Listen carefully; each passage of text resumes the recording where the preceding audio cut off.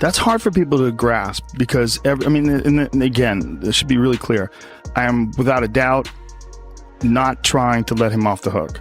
What he did was horrible. If it was someone in my family that he hit with that car, I would be unbelievably furious. I'm incredibly disappointed in him. Him tonight, and then you're gonna put me on this by walking down the street. I hate you.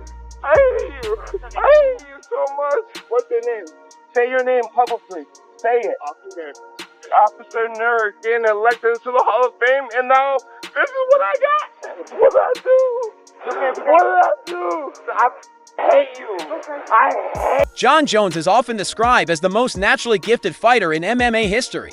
With a resume that includes victories over legends, multiple title defenses, and a near decade of dominance. Inside the UFC octagon, his name is cemented among the sport's greatest. But despite those achievements, Jones continues to be his own worst enemy. First reported the charges that stem from a car accident where a woman was found in the front passenger seat of one of the vehicles involved, and she was, quote, exhibiting signs of significant intoxication and lacking clothing from the waist down. The woman reportedly told police Jones was the driver of the vehicle, but he fled the scene on foot, a Jon Jones classic, a mainstay of Jon Jones's story, fleeing the scene on foot. She then called a tragedy that broadcaster and UFC veteran Joe Rogan can no longer ignore. Without a mix of disappointment, frustration, and outright exhaustion, for years, Rogan has spoken with admiration about Jones's talent, his creativity, his fight IQ, his physical gifts, and his ability to adapt under pressure. But lately, the commentary has shifted. Instead of praising technique or tactics, Rogan has found himself reflecting on character, choices, and repeated mistakes that have plagued the fighter's life outside the cage. And now, once again, Jon Jones is in the headlines, not for a who has failed drug tests multiple times, ruined events, beaten his wife, crashed a car while drunk, breaking a pregnant woman's arm, fleeing the scene on foot, only to come back and get his and lighter and pipe out of the car, headbutting and damaging a cop car, threatening violence against cops, and now this. I probably left some other out too, but now this. Drunk driving with a woman not wearing pants. And it was just come back, not for a super fight, not for reclaiming his legacy, but for another incident involving the police. Another report, another scandal, another round of speculation, legal procedures, and public fallout. It's a cycle that has become depressingly familiar. On a recent episode of Asterisk, the Joe Rogan Experience Asterisk, Rogan didn't hold back. Jon is the most talented fighter I've ever seen, he said, but talent doesn't give you a pass. That man has demons, and he keeps letting them win. The frustration in Rogan's voice was obvious. This wasn't a hot take or clickbait commentary. But no, I would say, yeah, if you're beating up kids, beating up women, I guess vice versa. If you're women beating up dudes in relationship, pick on somebody your own size. I've heard far worse ideas. I like it. I'm with you. Yeah. I wonder though, did anybody tell Le'Veon Bell like the irony of him specifically saying Jon Jones, considering Jon Jones' past with domestic issues? Yeah, Jon Jones has his fair share of history too. And I looked at the comments of it was the voice of someone who has followed Jon's rise, fall, rise again, and fall again. Someone who's cheered from cage side and called Jones's fights with awe, but who now speaks more like a concerned older brother than a fan or a journalist. Rogan pointed out that Jones's brilliance in the cage doesn't erase his behavior outside of it. There's a pattern here, he said. You can't ignore it anymore. Every time he's about to do something great, whether it's moving to heavyweight, fighting for another belt, making a comeback, there's always something. DWI, a drug test, a fight with someone, some bizarre story that ends with a mug shot. Jones's most recent legal troubles only add to a growing list that includes hit-and-run charges. Even if you stand in this room, I said, he's the dirtiest fighter ever. If you doing anything good on him, he's going to poke you in the eye. If you advancing on you doing anything good, you get the advantage, he's going to kick your knee backwards. For one, I think that knee kick, he's kicking you right on your kneecap, kick in the back. I think that should be banned. Like, my knee's still messed up from that. wow. Yeah, because it hyperextended. He kicked it all the way back. Like, you can end people's careers with those moves. So think about all those spinning elbows he used to do in the beginning. Where did they land? Do you remember? Charges, failed drug tests, domestic disturbance allegations, and weapons-related arrests. To fans who followed his career closely, each new incident feels like deja vu. A reminder that for all of Jon's greatness, his story is laced with self-destructs. There's no denying that Jon Jones is one of the greatest fighters to ever step inside the cage. From the moment he arrived in the UFC, his potential was undeniable.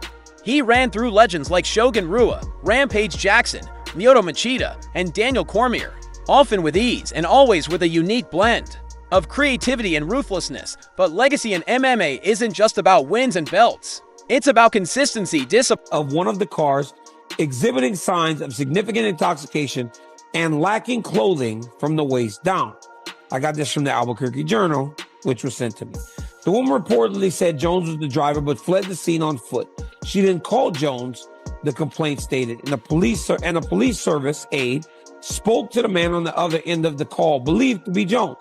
He appeared to be heavily intoxicated and made statements implying his capacity to employ lethal force through third party. Discipline and the ability to carry the weight of greatness without breaking under it. And that's where Jones has faltered time and again.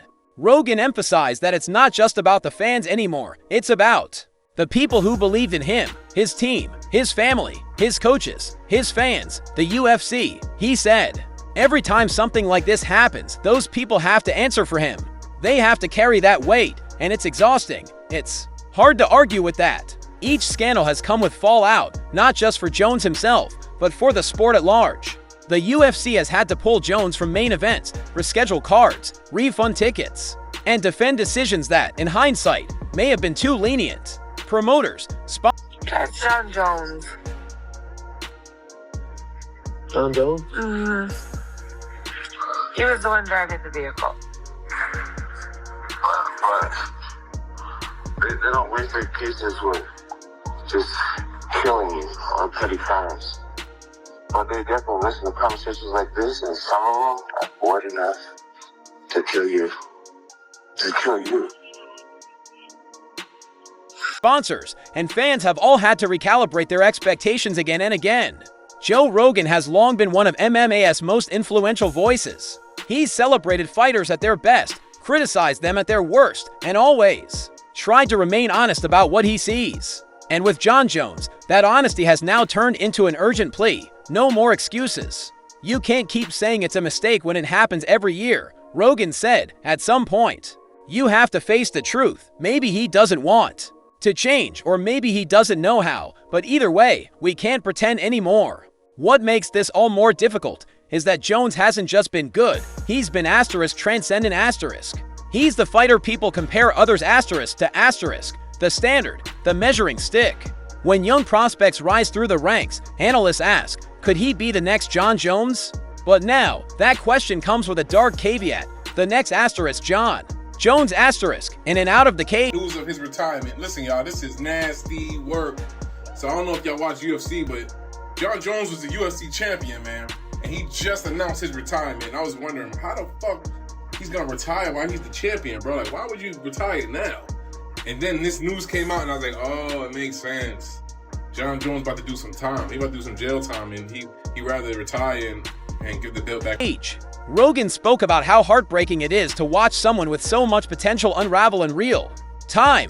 I want to remember Jon for the Machida finish, for outclassing DC, for shutting down Glover, for what he did in his prime, but these headlines keep getting in the way, and yet, there's still hope. That's what makes the pain linger, because deep down, fans want to believe that Jon can get it together, that maybe, just maybe, this time will be different. But as Rogan pointed out, that hope is starting to fade.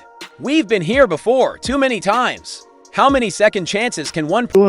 You're putting hands on a woman.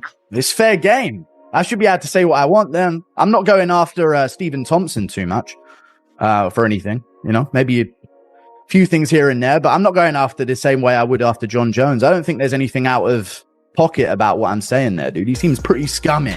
Person have before, it's not a chance, it's a pattern. The future of Jon Jones's career remains uncertain. He's still under contract with the UFC. He's still talked about in GOAT conversations. He's still, technically, the heavyweight champion. But all of that feels distant when compared to the chaos of the present. Rogan ended his discussion with a challenge, not just to Jones, but to anyone who's enabling his behavior. Stop protecting him, he said. Start helping him. And if he won't be helped, then it's time to move on. It was a sobering moment from someone who has spent more than a decade celebrating Jon's brilliance. But sometimes honesty stings. And this time, it had to. Because no amount of knockouts or title belts can cover up the truth anymore. Jon Jones is a master inside the cage, but outside... This kid will not change. He will not change. He's the same guy. He's rotten at his core, and he will continue to go. Don't you think that people can learn from their mistakes? Mistakes? Mistakes. You don't constantly make mistakes.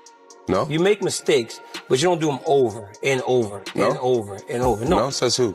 You don't do that. If Says you who? know when you make a mistake, it changes you. You try to make yourself better. Not necessarily. And this is many times we've heard this speech. John, this isn't the first time you've told of it. He's still losing the most important fight of his life. Be his own worst enemy. A tragedy that broadcaster and UFC veteran Joe Rogan can no longer ignore. Without a mix of disappointment, frustration, and outright exhaustion, for years, Rogan has spoken with admiration about Jones's talent, his creativity, his fight IQ, his physical gifts, and his ability to adapt under pressure. Jon Jones is officially retired. Tom Aspinall is the heavyweight champion of the UFC. I'm a company guy, you know, and there's a lot of things that's happening behind the scenes where my job is just sit and be. But lately, the commentary has shifted. Instead of praising technique or tactics, Rogan has found himself reflecting on character, choices, and repeated mistakes that have plagued the fighter's life outside the cage. And now, once again, Jon Jones is in the headlines, not for a comeback, not for a super fight, not for reclaiming his legacy, but for another incident involving the police. Another report, another scandal, another round of speculation, legal procedures, and public fallout. It's a cycle that has become depressingly familiar. On a recent episode of The Joe Rogan Experience Rogan didn't hold back. Jon is the most talented fighter I've ever seen, he said, but talent doesn't give you a pass. That man has demons, and he keeps letting them win. It's been pretty interesting, all the stuff that Jon Jones has been saying to the media this week, and I'm sure there's more to come, but check out these. You're beating guys who aren't even champions, and you consider yourself a champion. He's not a champion. So Jon said I need to fight more champions, but this is the problem I've got. Jon is the champion, and he won't fight me. And he says that he won't fight me because it's too much of a gamble. Aspinall to me is no difference than an Owens. The frustration in Rogan's voice was obvious. This wasn't a hot take or clickbait commentary. It was the voice of someone who has followed Jon's rise, fall, rise again, and fall again. Someone who's cheered from cage side and called Jones's fights with awe, but who now speaks more like a concerned older brother than a fan or a journalist. Rogan pointed out that Jones's brilliance in the cage. To be a fighter, you have to have a nasty side. True, to a degree, yeah. I could beat 2 flyweights in a fight, Eddie Hall style. Depends on the level of the flyweights, to be honest. If they're like UFC level, false. Amateur level, I think true. I will get a face tattoo. False. Dana White is the UFC's biggest star. True. I don't give a I can eat whatever I want because I'm a heavyweight. Cage doesn't erase his behavior outside of it. There's a pattern here. He said, you can't ignore it anymore. Every time he's about to do something great, whether it's moving to heavyweight, fighting for another belt, making a comeback, there's always something. DWI, a drug test, a fight with someone, some bizarre story that ends with a mug shot.